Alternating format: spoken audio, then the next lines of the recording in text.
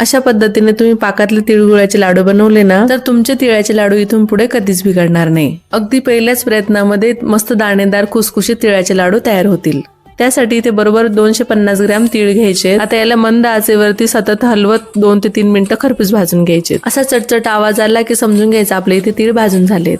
मस्त असे खरपूस भाजून झाले की एका ताटामध्ये काढून घ्यायचे. आता त्याच कढईमध्ये 1 चमचा भरून साजूक तूप घालायचं. तूप वितळून झालं की त्यामध्ये 250 ग्रॅम गुळ घालायचंय. इथे लक्षात ठेवा तिळाचं आणि गुळाचं प्रमाण सारखंच असायला हवं आणि इथे गुळ आपल्याला चिक्कीचा वापरायचा नाही. आता गुळ पटकन विरघळण्यासाठी त्यामध्ये आपल्याला 2 चमचे भरून पाणी घालायचंय. गुळ विरघळला की 2 मिनिटं गुळाला शिजवून घ्यायचंय आणि गॅस इथे कमीच ठेवायचा आहे. पाक चेक करण्यासाठी एका वाटीमध्ये पाणी घ्यायचं आणि यामध्ये थोडंसं पाक टाकून बघायचं.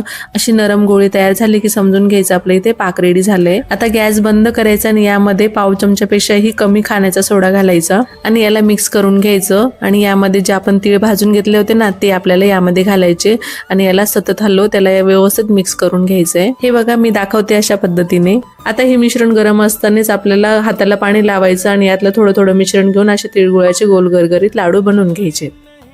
तर हे बघा मस्त आपल्या इथे गोल तिळाचा लाडू बनवून तयार झालाय.